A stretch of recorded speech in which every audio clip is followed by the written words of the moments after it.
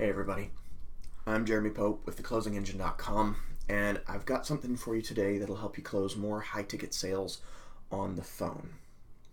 And that is, be willing to say no and mean it. Now, people are used to seeing this done badly, especially in the internet marketing niches and the make money online niches, when people say no and don't mean it. And this is called false scarcity. That's one of the ways that it shows up a lot. And that's not what I'm talking about here. I'm talking about real scarcity and real other reasons to say no. Real reasons to exclude someone. Now, scarcity and exclusivity, urgency, these are all techniques that we talk about with copywriting and with sales constantly. But there's another side to that coin. The side where some people really are a bad fit for you. Now, what I want to express here more than anything else is that you need to know who is a good fit for you. This means knowing a lot about them, knowing what they're like personally and professionally. So you want to know if they're a good personality fit for you. You want to know if their business is a good fit for yours, if you're selling business-to-business stuff. You want to know if their problem is a good fit for your solution. Because if you're selling a solution that's custom every single time, you are going to have a fulfillment cap that keeps you from fulfilling on many people at a time. When you have a good problem to solution fit, when you have a clear understanding of what problems your solution solves, and you're willing to say no to everything else, this allows you to get very, very efficient in the way that you fulfill, in the way that you teach, coach, train, perform your services for this person or for their business. This applies to so many different ways of creating a package. Any package you can create, if you can do the same basic structure over and over and over, you can teach that to your people. You can do it more easily. You can make a checklist for it. I mean, this is an endless list, so I'm going to stop there. But you need to be willing to say no and really, really mean it. Now, people are used to exclusion being a trick, and they're used to being hyped on it.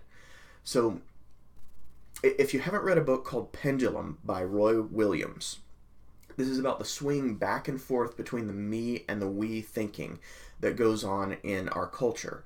And he talks about an 80-year swing from me to we and then all the way back again. There's a period of about 80 years.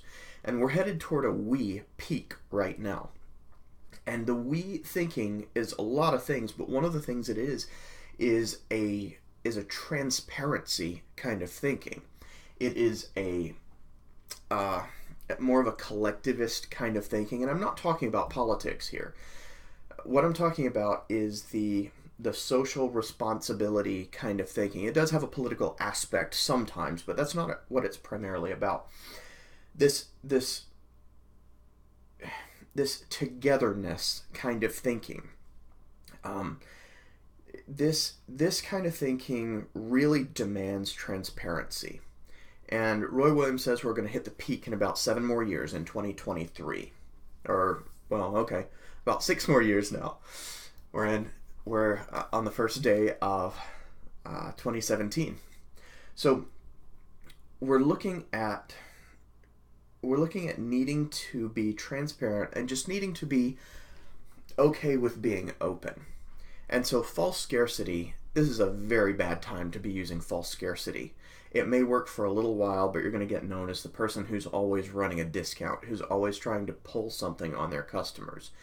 And with the rise of the thinking that goes with social media, that kind of approach really becomes known very, very quickly.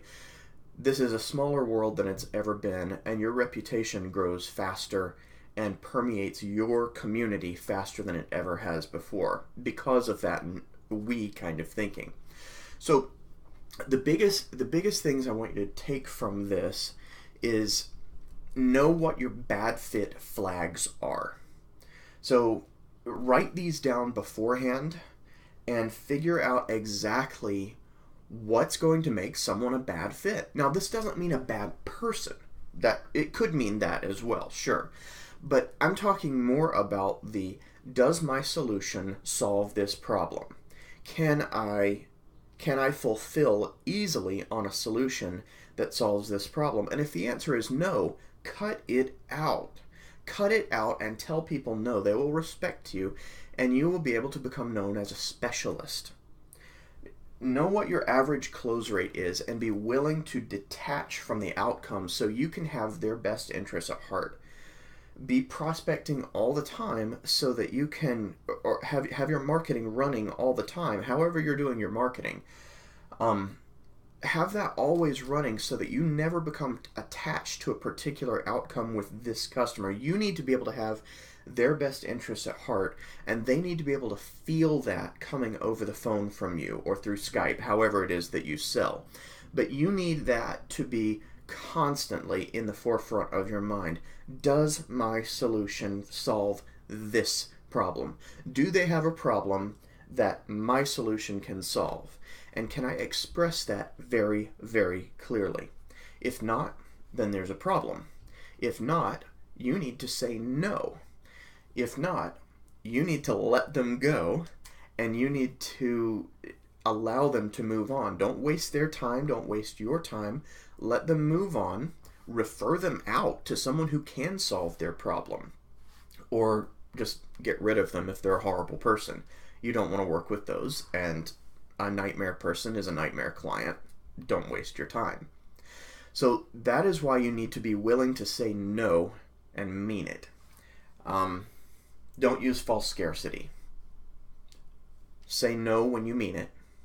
Write down why you will say no beforehand and stick to your guns. And find that problem-solution match. Make sure that your solution is well set up to solve a specific series of problems, and do not go beyond your scope. You will regret it. All right. Hope this helps. We'll have next time we'll be talking about the framing of time scarcity and positivity framing on the call. All right. Have a good one.